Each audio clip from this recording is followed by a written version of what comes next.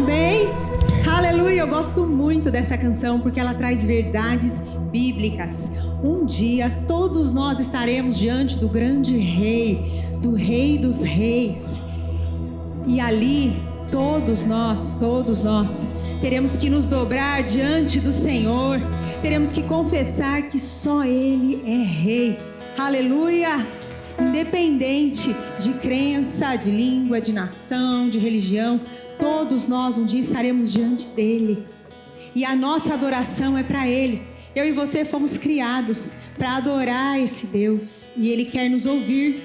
Eu não sei como que você veio hoje. Não sei se você tinha tantas coisas para fazer. Nós estamos aí no mês de dezembro. Todo mundo tem tanta atividade. Mas eu quero dizer para você que o Senhor quer te ouvir também. Ele quer ouvir o som da igreja. Ele quer ouvir o som do povo que quer adorá-lo. Aleluia! Deus, Tu estás aqui, nós sabemos, Senhor. E tem um povo aqui pronto para Te adorar. Recebe, Senhor, a nossa adoração. Recebe, Senhor, todo o nosso louvor.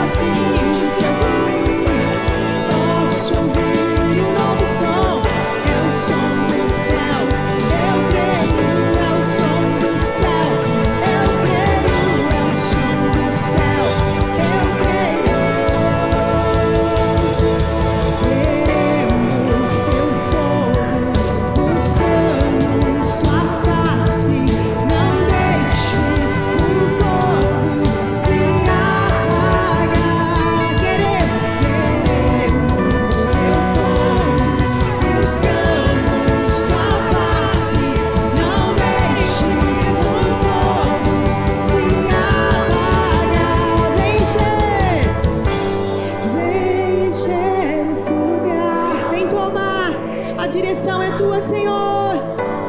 Vem mostrar o teu poder em nossos corações. Eu já sinto o teu fluir. Posso ouvir um novo som. É o som do céu. Eu creio, é o som do céu. Eu creio, é o som do céu. Eu creio.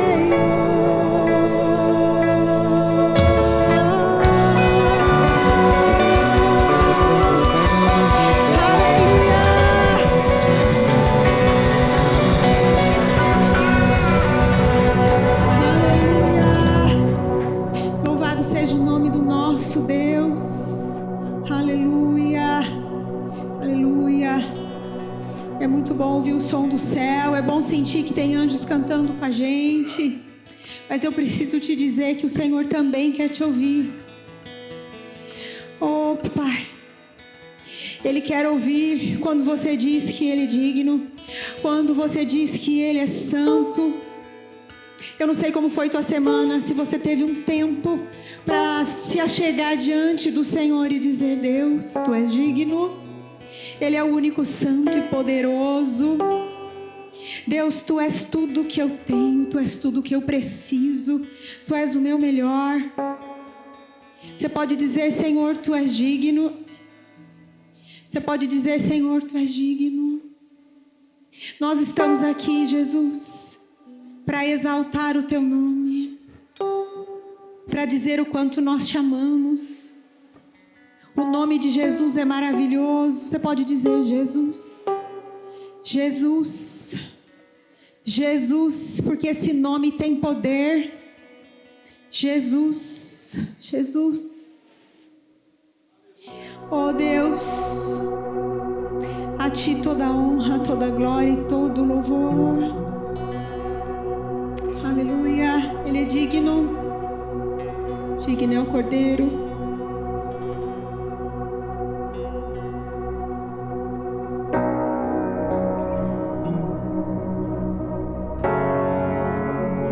Aleluia. Ao que é santo, ao que é digno.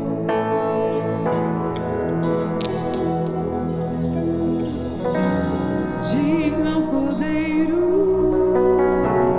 que foi morto. Santo, santo Ele é. Um novo cântico ao que se assenta sobre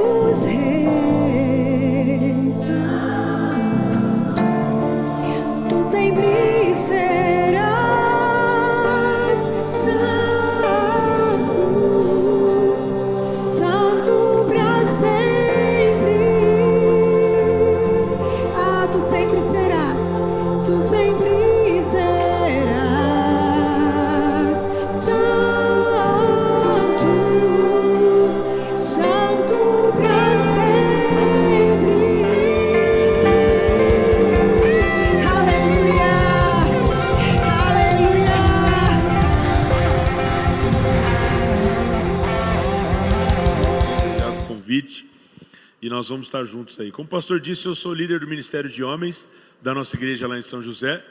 E sou líder de uma igreja da cidade que é do lado ali de São José, que é em Caçapava. E eu estou aqui com o Diego, com o Xande e com o Perrete, Alexandre e Paulo, né? O Xande é o jeito que eu chamo, o Perrete é o jeito que eu chamo, mas é o Paulo, o Alexandre e o Diego, são amigos mais chegados que irmãos, a gente já fez algumas vezes isso juntos, é uma honra estar com eles aqui também. Depois vocês podem dar um abraço, eles são homens de Deus também, que vão estar aqui abençoando a gente também. Amém? O pastor já orou por nós aqui, então vamos lá, abre a sua Bíblia comigo, Ezequiel 37. Meu negócio é pregar, ficar fazendo apresentação não sou muito bom não, mas a gente gosta da palavra de Deus, né? Deus me deu essa mensagem nesses últimos dias do ano, e eu queria deixar isso para o seu coração, e o nome que eu dei para essa mensagem é exatamente o nome da nossa celebração lá, apesar de eu não ter pregado lá. O nome da mensagem se chama Profetiza.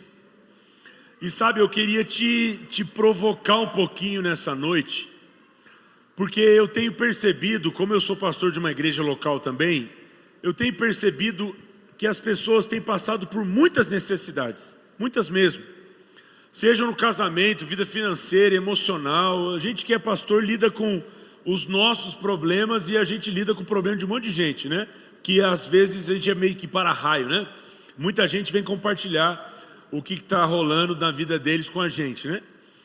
Só que eu percebo que a igreja se tornou uma igreja passiva, como se Deus fosse responsável por fazer tudo, e como andar numa escada rolante, a gente só entregou a vida para Ele e o resto acontece. E a gente não tem feito muita coisa, então é como se a gente estivesse dizendo assim: Deus, o Senhor conhece todas as coisas, então a hora que o Senhor quiser mudar a minha realidade, eu estou disponível. E não é assim. A Bíblia diz que quando Deus quer fazer algo, Ele anuncia antes para os seus servos, os profetas. Deus gosta de sussurrar nos nossos ouvidos aquilo que Ele quer fazer, principalmente quando isso é na nossa vida, amém?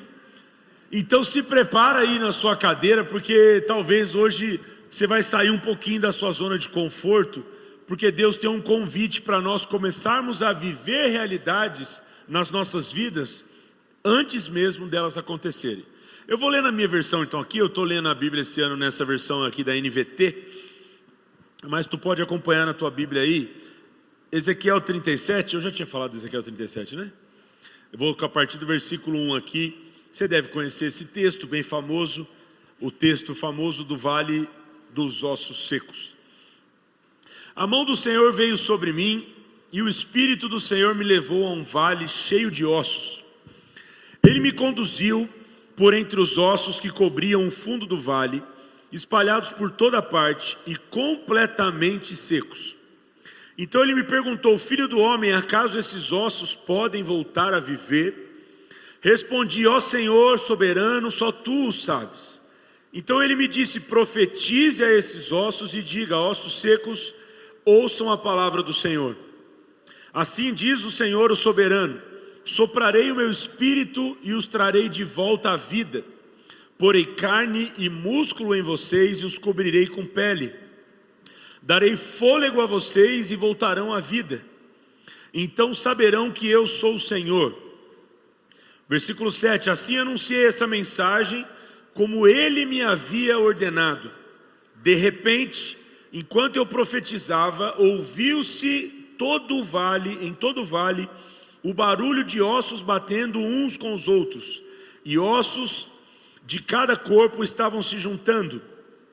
Então, enquanto eu observava, músculos e carne se formaram sobre os ossos. Em seguida, pele se formou para cobrir os corpos, mas ainda não respiravam. Então ele me disse: filho do homem, profetize aos ventos, anuncie-lhes uma mensagem e diga-lhes: assim diz o Senhor soberano, ó fôlego, venha dos quatro ventos, sopre nesses corpos mortos para que voltem a viver.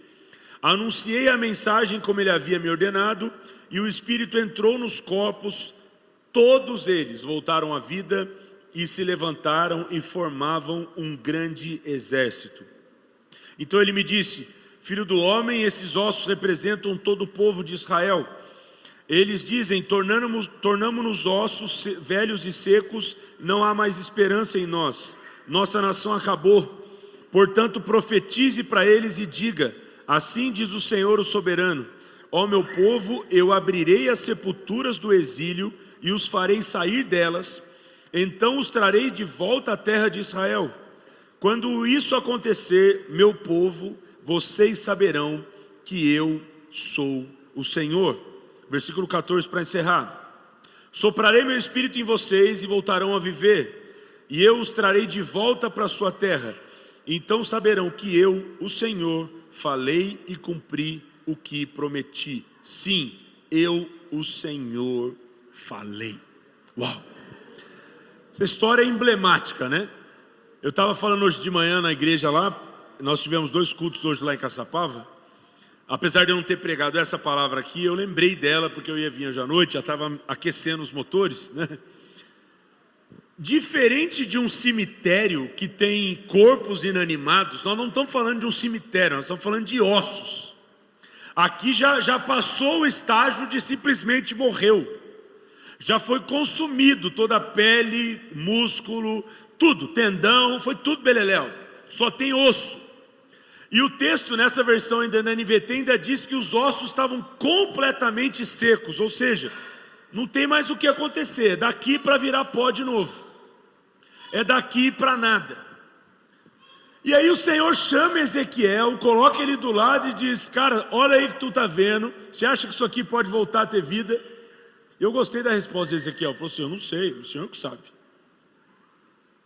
E a partir disso Deus diz: então profetiza.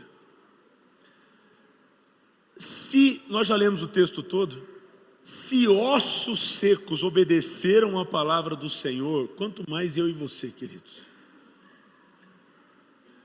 A Bíblia fala que todos os direcionamentos de Deus, Ezequiel fez como tinha que ser. O texto vai dizer 2, 3 vezes para nós aqui: e fiz como lhe ordenara o Senhor, e fiz como lhe ordenara o Senhor. Nós estamos diante de 10 dias, né, para finalizar esse ano e começar o ano da frutificação, que agora vocês já estão sabendo também qual é o ano da frutificação. O ano da frutificação, talvez lá em dezembro do ano que vem, se tu vier dizer assim: ah, mas eu não frutifiquei nada, o problema não está em Deus. Porque Deus deu um ano para vocês, e se Deus deu essa palavra, assim como terminou no versículo 14 aqui, se Ele falou é porque vai ser um ano de frutificação. Amém, querido? Só que se você não fizer como o Senhor te ordenou, não vai ser um ano de frutificação. Se você fizer do seu jeito, se você construir um ano com as suas preferências, com os seus gostos, não vai ser um ano de frutificação. Então existe uma palavra, obrigado pastor por passar o vídeo de forma antecipada, que agora eu consigo andar já em 2026 junto com vocês aqui, né? Eu não sabia do ano profético e muito menos que ia ser divulgado hoje. A W. Tozer, ele diz algo muito interessante, ele diz o seguinte: nunca subestime o que Deus pode fazer com algo que parece morto. Porque para muitos de nós, se morreu, acabou. O Diego é testemunho dessa história. Porque eu vou contar primeiro, eu sou meio confuso, me acompanha aí. Porque às vezes eu acho que eu estou lá na igreja, falo a história que todo mundo conhece, né? Mas o Diego é o testemunho dessa história. Por exemplo, vamos falar em casamento. Muita gente que quando diz assim, divorciou, acabou, já era família. O Diego é testemunho porque eu fiz lá em Jacareí o meu primeiro recasamento do mesmo casal. Que divorciaram no papel, foram cada um viver sua vida, separaram de geografia, de casa, tentou lá, deu um beijinho lá em outra pessoa lá, voltaram depois e disseram assim: cara, não é isso não, a gente foi feito um pro outro mesmo. E casaram de novo, e casaram mesmo, não é só no papel, fizeram a cerimônia e eu tive a honra de, né, o Fred e a Thalita, e veio até um filho depois ainda para honrar essa aliança. Já tinha um filho antes da separação, casaram e Deus deu um bebê, né? Porque para muita gente, pastor, já era, pastor divorciou, não tem como mais.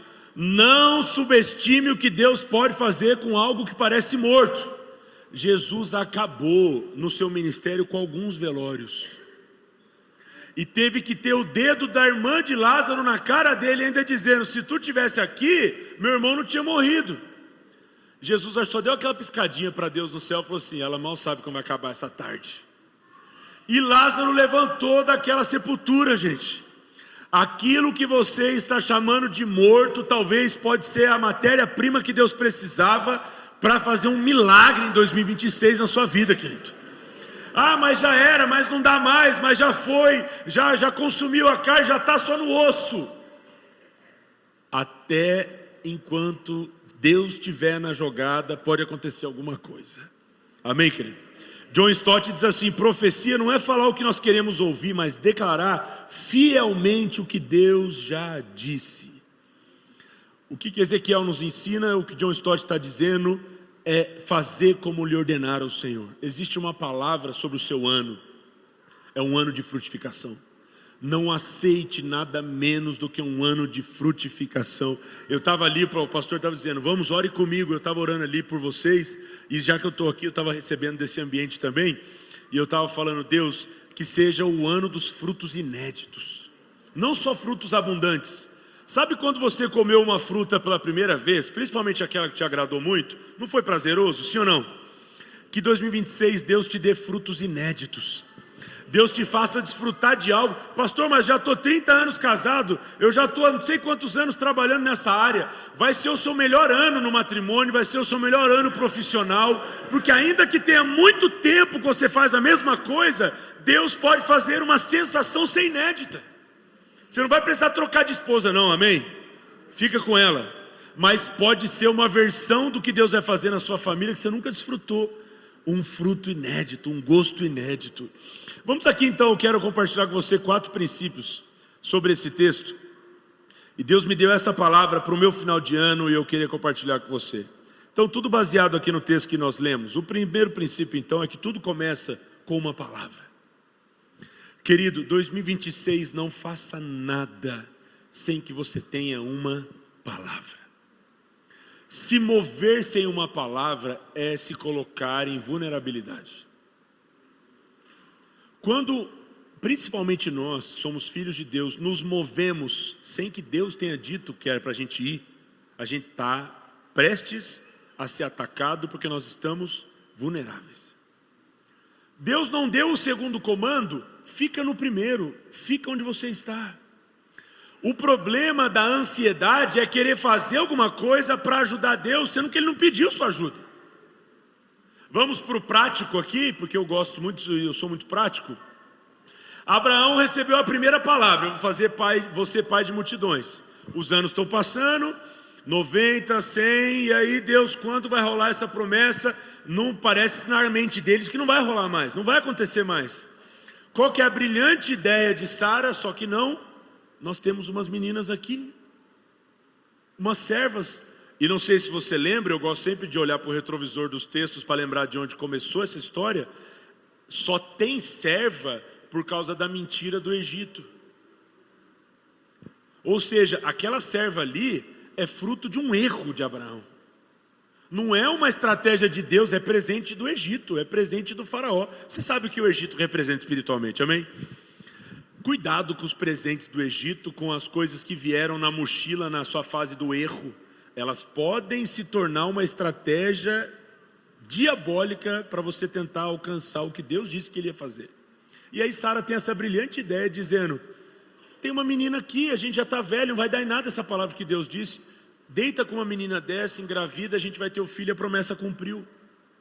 Eu gosto muito de uma frase do Luiz Hermínio que ele diz assim, que o plano B de Deus é te trazer de volta para o plano A, porque não tem plano B. Se Deus disse uma coisa, fica naquele lugar que Ele te falou para ficar até que aconteça, porque se foi Deus mesmo que disse, você pode ficar tranquilo, vai acontecer. Agora, se tu confundiu a voz, aí é contigo, mas se foi Deus, pastor, eu tenho convicção, foi Deus que me disse, fique em paz, querido. Deus não fala nada que não vai fazer. Se Deus falou, é porque Ele vai fazer. Pastor Fabiano, que já esteve aqui ministrando para vocês, ele tem uma frase que ele diz que Deus se compromete com aquilo que Ele promete. Se Ele que falou, Ele vai fazer. Aqui nós vemos um texto onde Deus fala com o profeta, profetiza. Você acha que Deus mostraria um vale de ossos secos para um profeta? pediria para ele profetizar para não acontecer nada? Ainda que não exista esse lugar, esse chão para pisar, começa a declarar que as coisas vão começar a aparecer. Muitas das coisas que nós vemos no texto, elas não existiam antes de Ezequiel começar a falar. Elas passam a existir a partir de uma palavra. Sabe o que a terra quer ouvir de você? Palavra.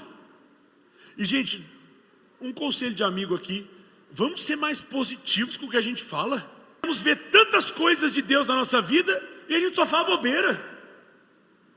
Eu conheço um monte de crente que só fala bobeira.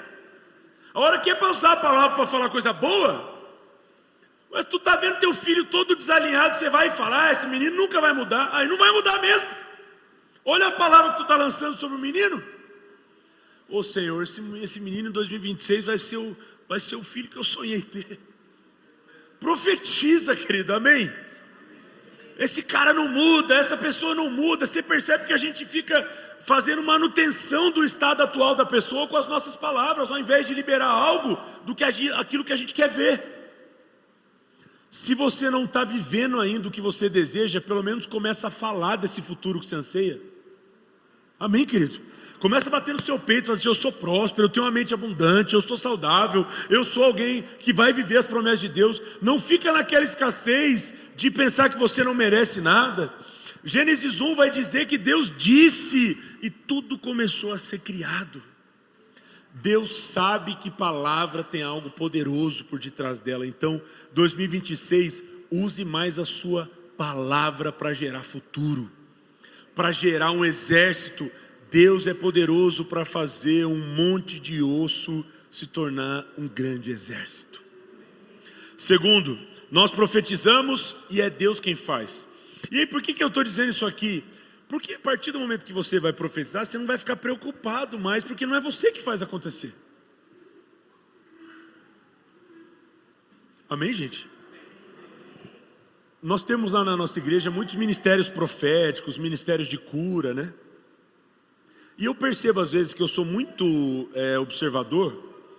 Eu percebo as pessoas orando às vezes por cura, e tem um final de oração que geralmente as pessoas fazem, que eu vou ser sincero, me incomoda muito. A pessoa está orando, você fala assim: cara, o paralítico vai levantar agora, com essa oração aí, cheio de fé assim. Agora o câncer vai embora, pode fazer a próxima exame que não tem mais câncer. Aí a pessoa está indo tão bem na oração que ela chega no final e fala assim: faz isso, Senhor, se for da tua vontade. Sabe o que esse finalzinho de oração quer dizer? Ele está dizendo assim: terceirizo para Deus se nada acontecer. Mas se acontecer não é culpa sua também. E se não acontecer também não é culpa sua. Mas esse se for da tua vontade é meio que um acalento para a nossa alma, do tipo assim: se a pessoa não for curada, a gente meio que quer dizer assim: acho que não foi da vontade de Deus. Tu acha mesmo que Deus quer que as pessoas fiquem doentes? Para você orar e perguntar para Deus se é da vontade dele curar alguém? Você percebe que Jesus nunca orou para que alguém fosse curado? Ele só dava ordem sobre a doença. Jesus não ora para Deus, faça esse cego enxergar. Ele fala: veja. É imperativo, é a realidade já acontecendo. Porque não é da vontade de Deus ver pessoas doentes. Ai, Deus, restaura esse casamento, mas se for da tua vontade. Ué, tu acha que Deus é a favor do divórcio? Tu acha que Deus gosta de ver filhos crescendo, visitando o pai de 15 dias? Claro que é da vontade de Deus, gente. Só que nós ficamos tão inseguros que a gente diz assim: mas e se não acontecer? Se não acontecer não é culpa sua, querido, porque não é você que faz também se acontecer. Se acontecer, a glória não é sua, amém? Fala para o irmão do lado aí: calma. Tipo aquele calma do Cristiano Ronaldo, do tipo assim: baixa a bola, não é você que faz as coisas acontecerem. E se não acontecer também não, querido. Vamos lembrar a oração do salmista, que é uma oração tão linda. Ele diz: não a nós, Senhor, mas ao Senhor seja toda a glória. Não é responsabilidade sua milagres acontecerem. Não é responsabilidade sua um monte de osso se juntar e se tornar um grande exército. O que eu e você temos que fazer é declarar, é profetizar. O resto é Deus quem faz. Agora, deixa eu dizer algo aqui que talvez desafie seu entendimento. algumas coisas podem não acontecer por você não profetizar. Mas Deus não é soberano? Sim, claro que é. Mas tem coisas que Ele vai fazer mediante a sua palavra. Vocês, no vídeo que vocês colocaram aqui, Moisés, né? Moisés algumas vezes bateu o pé e disse para o Senhor: se tu não for conosco, a gente não sai daqui. E sabe o que Deus disse? Tá bom, eu vou com vocês então. Mas antes disso era: vai o anjo, vai a minha presença. Não, Senhor, nós não queremos anjo, nós queremos o Senhor com a gente. E se o Senhor não for, a gente vai ficar parado aqui. E Deus diz tipo assim: tá bom, Moisés, vamos lá, mais uma milha. E Deus ia, por causa de quê? Porque Moisés falou, declarou. Se Moisés dissesse: ok, Deus, tá bom, vamos com o anjo, iria com o anjo. Porque Deus não poderia dar uma palavra do céu e esses ossos aqui se tornarem um grande exército, gente, sim ou não? Claro, Ele é Deus, Ele faz o que Ele quiser. Mas Ele chama Ezequiel e diz: vai você profetizar. Ah, pastor, meu casamento não está legal. Tu está esperando Deus fazer ou você vai começar a profetizar? Ah, minha empresa não sai do 0 a 0, a gente só trabalha para pagar a conta. Tu vai começar a profetizar uma realidade diferente ou você vai ficar jogando nas costas de Deus e dizer: Deus, faz a tua vontade na minha vida? Não é fazer a tua vontade, querido, seja específico. Deus não quer abençoar aquela oração genérica. Seja específico com Deus. Profetiza o que você quer ver Ele fazer. Amém, gente?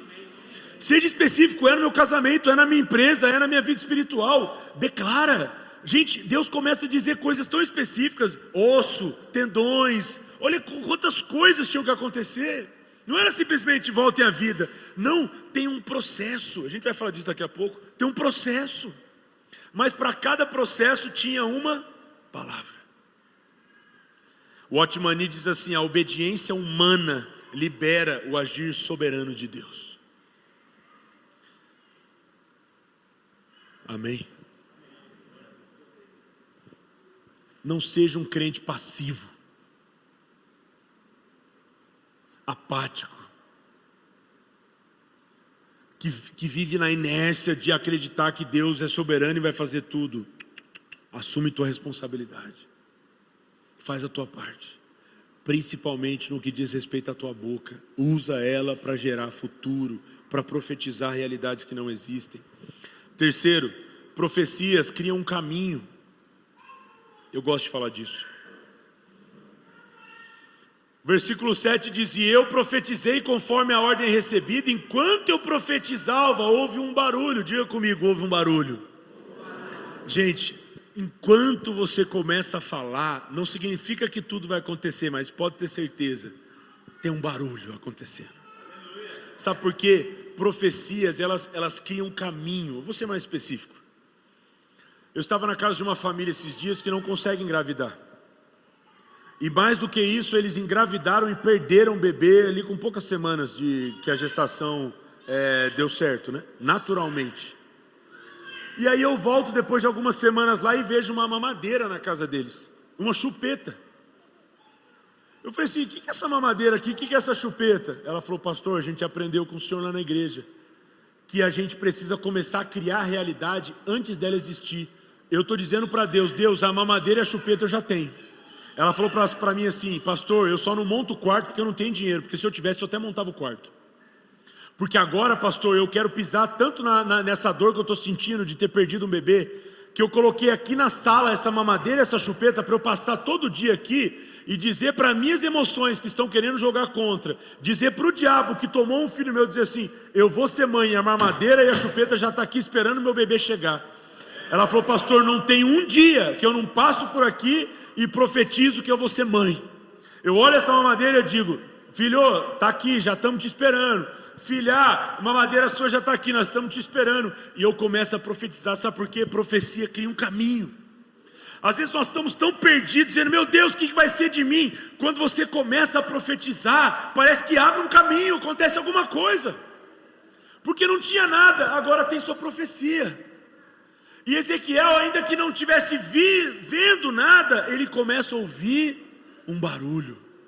Que o céu comece a falar com você enquanto você profetiza, querido. que você comece a ouvir o barulho da promessa de Deus chegando nas suas mãos. Não espera tudo acontecer para você aí começar a viver. Não, começa a viver antes. E por exemplo, essa coisa do filho aqui que eu estou dizendo é um excelente teste para você, que de repente tem uma coisa que você está ansiando, que é parecido com o filho, né? Que precisa nascer, que precisa acontecer. Começa a criar um cenário à sua volta que já fale sobre aquilo que vai chegar, ainda que não tenha chego. Faz sentido, querido? Não espera o exame dar certo, chegar tudo, todo o cenário. Deus não precisa de cenário perfeito para fazer milagre. Na verdade, Deus ama fazer do caos o cenário perfeito. Crise é matéria-prima para Deus. Doença é matéria-prima para cura. Dor é matéria-prima para cura. Tudo que para nós talvez não fale sobre o que Deus pode fazer, para Deus é matéria-prima. Eu estava falando na igreja esses dias, quem quer viver milagre? O povo levantando a mão. Eu falei, acho que vocês não entenderam. Quem quer viver milagre? O povo continuava levantando a mão. Eu falei, gente, vamos para o prático aqui. Se você quer viver milagre, você está dizendo que você quer viver uma crise primeiro. Porque quem quer ter testemunho de cura, tem que ter doença. Você quer ter testemunho de provisão, é que faltou em algum momento. Quem quer viver milagre? Aí uns dois que não tinham entendido ainda levantaram a mão. Falei, vocês dois precisam de tratamento, aí já não é comigo. Eles não entenderam nada. Você está entendendo o que Deus precisa? É do seu cenário, que você talvez está hoje aí desanimado. Deus precisa só disso. Para que você comece a profetizar e Ele faça o quê? Crie um caminho. E quarto e último, esteja sempre debaixo de uma palavra. Essa frase do Bill Johnson me pegou tanto esses dias, eu coloquei aqui para a gente finalizar nossa mensagem. Deus não pergunta se o cenário é favorável, Ele pergunta se você crê. Porque Deus não precisa de cenário favorável. Eu acabei de dizer para você, Jesus chega num velório de um amigo pessoal, chorando, em prantos, triste. Porque Deus não precisa de um cenário favorável. Ele só quer saber se a gente crê. Porque talvez nós estamos ouvindo mais o que o cenário está dizendo do que o que o céu está dizendo. Acho que foi a irmã que orou no dízimo aqui, porque hoje de manhã nós tivemos um momento bem parecido lá no nosso momento de dízimos lá. Está todo mundo preocupado com 2026, vai ter eleição, aí vai ter isso, a economia e o mercado imobiliário. Querido, você não é sustentado por ninguém, você é sustentado pelo céu. Por que tu está preocupado? O céu não vai mudar, o governo do céu não vai mudar. Quem está no trono, quem é dono de tudo, quem é o rei dos reis, quem governa sobre, principalmente as nossas vidas, não vai mudar. Não vai ter eleição no céu, fica tranquilo, o trono já tem um dono, e ele vai permanecer lá. Por que tu está preocupado? Anunciaram lá na fábrica que vai ter corte, mas você não é sustentado pela fábrica. É que Deus não podia fazer um bolo de dinheiro cair do céu dentro da sua casa. Aí Ele usou a empresa que você trabalha para te pagar, mas é Deus que cuida de você, querido. Não é o CNPJ lá que está lá na sua carteira de trabalho, nem o CNPJ que Deus te deu, que é a sua empresa que te sustenta. Quem te sustenta é o céu, querido. Para com isso. Para de se basear no que você está vendo. A sua fé não é nisso. Para de ouvir o cenário. A pergunta do céu hoje, para mim e para você é: você crê? Porque foi o que Deus disse para Ezequiel. Você acha que esse monte de osso aí pode se tornar em alguma coisa? Aí Ezequiel devolve a pergunta: o Senhor que sabe. E aí sabe o que Deus faz? Então vamos para o desafio. Então profetiza. Eu aprendi com Ezequiel nesse texto que nós só profetizamos diante daquilo que a gente acredita que tem alguma possibilidade de mudar. Eu nunca vi alguém orando por coisas que não acreditavam, porque aquilo que a gente não acredita, a gente não ora mais. Talvez você deixou de orar por algumas coisas, e Deus talvez vai lembrá-las nessa noite, porque você não acredita que Deus pode fazer. Porque nós só continuamos a orar, a profetizar, sobre coisas que a gente acredita. Mas se tu não acredita, para que tu vai orar? Agora, aquilo que você acredita, você continua orando. Ainda que isso seja inconsciente, você só parou de orar porque você já não acha mais que é possível. Porque se você acreditasse, você continuaria lá, no mesmo lugar, até que alguma coisa acontecesse. Mas tu parou de orar. Eu conheço esposas que oraram muitos anos para que seus maridos convertessem e do nada, entre aspas, pararam. É como se tivesse um estoque de orações no céu e a gente dissesse assim: Deus já sabe qual que é a minha oração, então a hora que Ele quiser converter meu marido, Ele converte. Quando na verdade é o nosso corpo que está cansado de pedir por uma coisa que nós não vemos acontecer. Poxa, Deus, já falei tanto desse assunto com o Senhor e nada acontece, quer saber? Desanimei, deixa quieto, vamos para o próximo. Tem gente que até pensa, eu já conversei com tanta gente que pensa que Deus não gosta de ouvir repetidas orações. Quando nós lemos Mateus 6 e Jesus está falando das vãs repetições, não é de você pedir coisas repetidamente, é de você ter uma oração que é padrão, como se você transformasse, por exemplo, a oração do Pai Nosso na sua oração diária. É disso que Jesus está falando. Jesus não se incomoda em você pedir de novo, tanto que Ele mesmo diz no capítulo seguinte, que é Mateus 7, que todo aquele que pede recebe, o que busca encontra, e o que bate, a porta lhe será aberta. Você já precisou bater 2, 3 vezes porque alguém que estava lá dentro não estava muito longe ou não estava ouvindo? Tem um tempo para as coisas acontecerem. Como eu e você não sabemos, até que aconteça a gente volta a pedir. E Deus não se incomoda com isso não, pode ficar tranquilo. Deus na verdade quer ver se você deseja mesmo aquilo que você começou a orar. Porque se Deus viu que você parou, talvez Ele está dizendo assim: acho que Ele não queria tanto, né? Ele nem quer orar mais por isso. Eu gosto do cego Bartimeu de Marcos capítulo 10, que ele começa a gritar: Jesus, filho de Davi, tem misericórdia de mim. E chega uma hora que as pessoas dizem: cara, cala a boca, para de gritar. A Bíblia diz que a partir desse momento ele gritava ainda mais alto, até que Jesus manda chamar aquele cego e resolve o problema dele.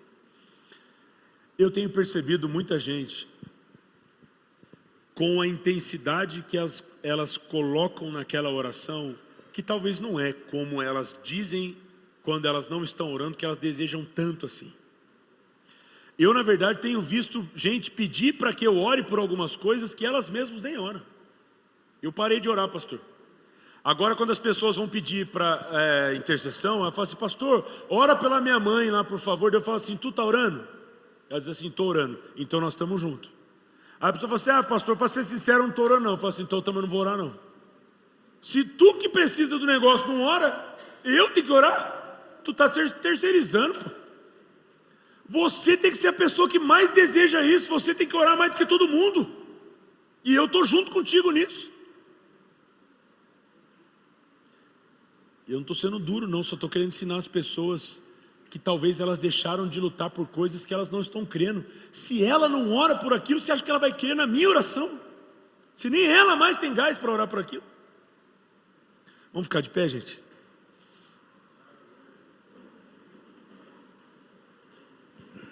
Eu gosto de Ezequiel dizendo repetidas vezes, eu já disse isso aqui: profetizei conforme a palavra do Senhor.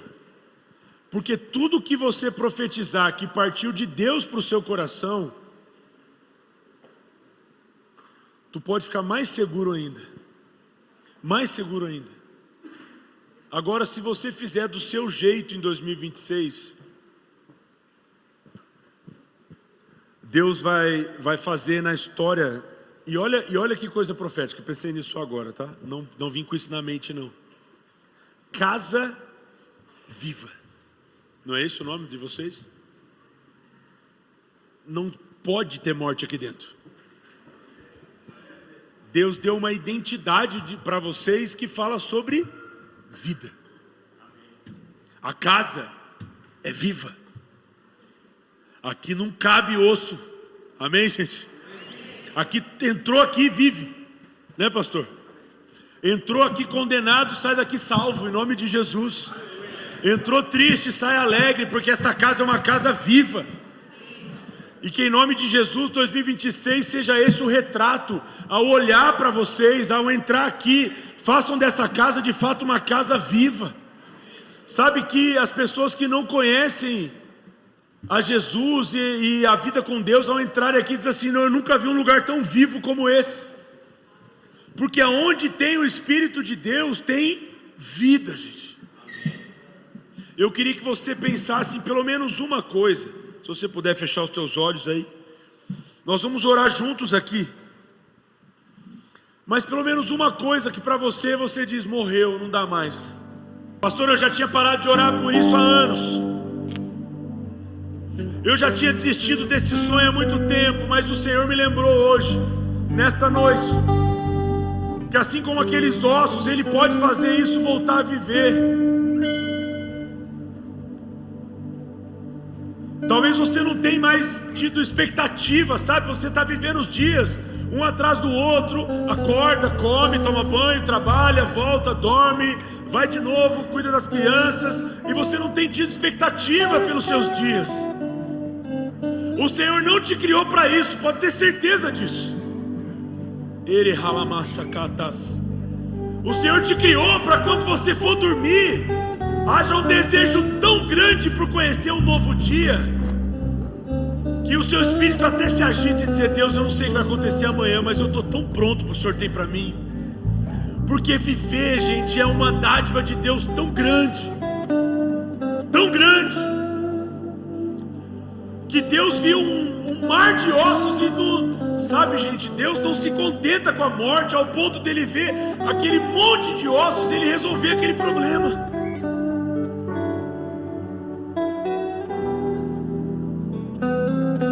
Se ficar de olho aberto melhora a sua atenção, abre os olhos rapidinho, só para te contar essa história aqui. Acho que foi em 2009, pastor, lá na nossa igreja, foi um cara da Indonésia chamado Paul Tanchi. Eu nunca esqueço dele, eu lembrei dele agora do nada. E não é do nada, né? É porque a gente precisa falar disso aqui. E ele pregou sobre Lázaro, que a gente citou já 2 vezes aqui hoje. E aí isso tatuou no meu espírito de forma tão profunda que eu nunca mais esqueci. E lembrei disso agora.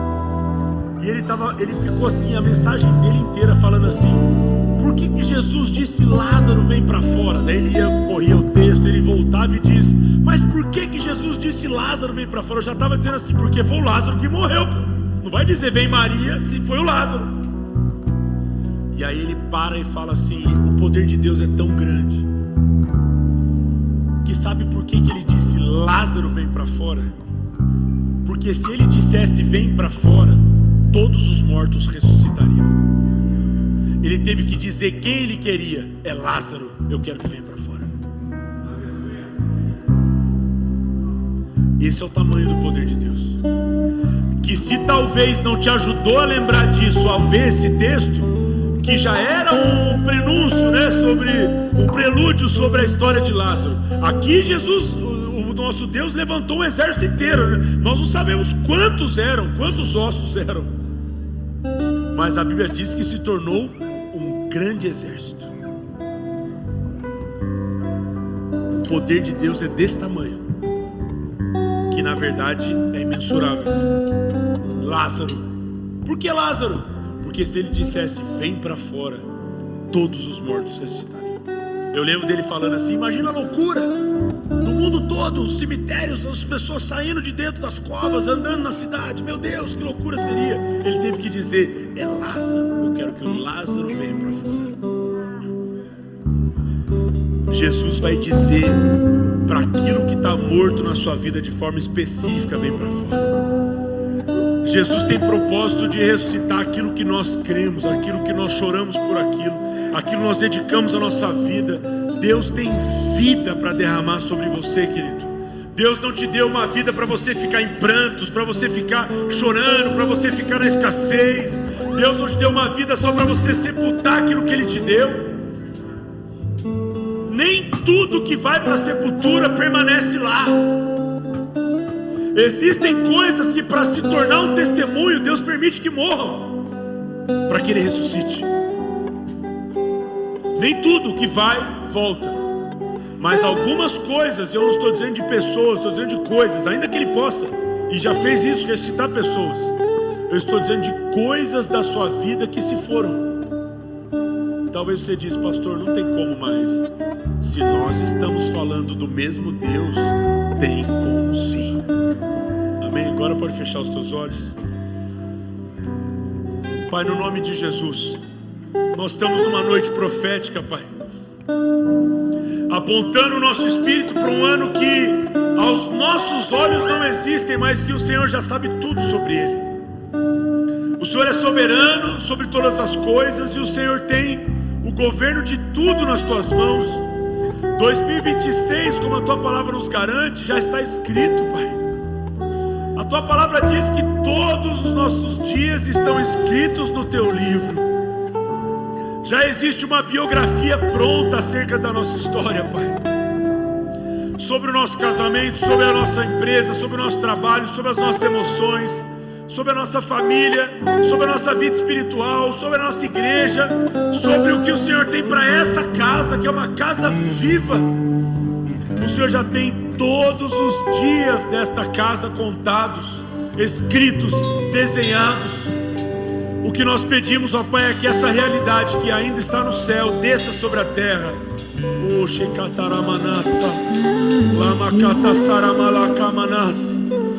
Toda ansiedade, preocupação, todo medo, tudo que tenta nos assustar, ó Deus, acerca do futuro, dizendo, mas já virou osso, já foi até consumido a carne, já não tem mais o que fazer, acabou. O Senhor hoje dá uma palavra no céu e tudo se resolve. O Senhor hoje dá um decreto de onde o Senhor está no teu trono e as coisas se alinham, Pai. O que nós pedimos é fé para acreditar que um mar de ossos pode se tornar num mar de gente. Pai, eu oro por esta igreja, Pai. Dê para esta casa uma influência tão grande, onde pessoas dos 4 cantos dessa cidade virão aqui saber o que o Senhor está fazendo. Pai, faça desta igreja um farol que brilha nessa terra. Que aqui seja uma casa de pão e pão fresco, onde pessoas venham se alimentar, Pai, deste lugar, deste púlpito, dessa plataforma, dos grupos de pastoreio, do ambiente que seus filhos têm gerado aqui, Deus. Não queremos ser a igreja dos eventos que abre a porta no domingo, não. Queremos ser uma casa viva, um lugar de restauração, um lugar, ó Deus, que vai muito além do que essas paredes dizem, que toca a sua cidade, que vai para fora dessas portas. Que 2026 seja um ano de frutificar além dessas paredes, em nome de Jesus. Um ano de alcançar mais influência nessa cidade. Um ano de tocar em áreas que talvez teus filhos nunca tinham pensado, mas que naturalmente o Senhor vai conduzir e fazer os teus filhos tocarem nessas áreas.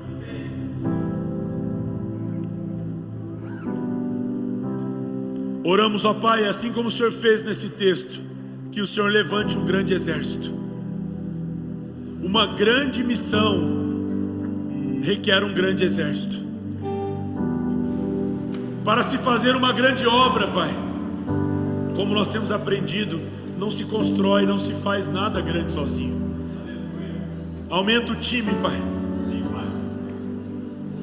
As paredes vão ter que aumentar porque vai chegar muita gente. Para o que o Senhor quer fazer, nós precisaremos de mais pessoas, Pai. Os que ainda não estão envolvidos, comprometidos, comece a trazer incômodo aos corações.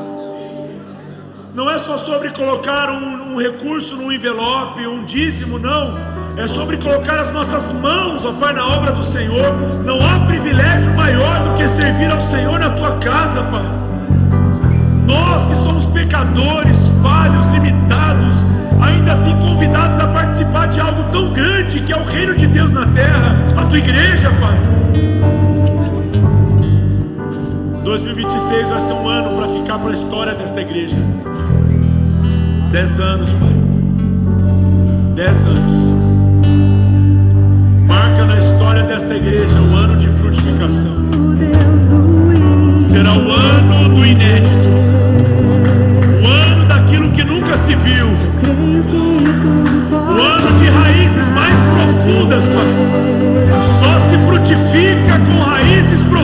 profundas. E nós estamos comprometidos em entrar mais fundo com as nossas raízes naquilo que o Senhor está nos chamando, Pai. Se há espaço para crescer, nós vamos crescer.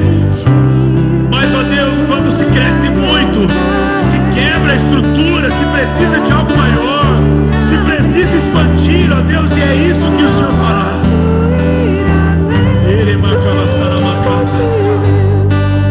Que ninguém termine o ano sem frutos nas mãos, assim como na terra prometida. Nós oramos para que seja como aquele cacho de uva que os espias voltavam e mostravam para Moisés. Nós não estamos falando de frutos, Pai, na sua simplicidade. Nós estamos falando de frutos abundantes. Aleluia. Eu creio, Pai, que aquilo que olho nenhum viu, ouvido nenhum ouviu, mente nenhuma imaginou e nem chegou ao coração do homem, é aquilo que o Senhor está reservando para esta casa, em nome de Jesus. Amém e amém. Deus abençoe vocês em nome de Jesus.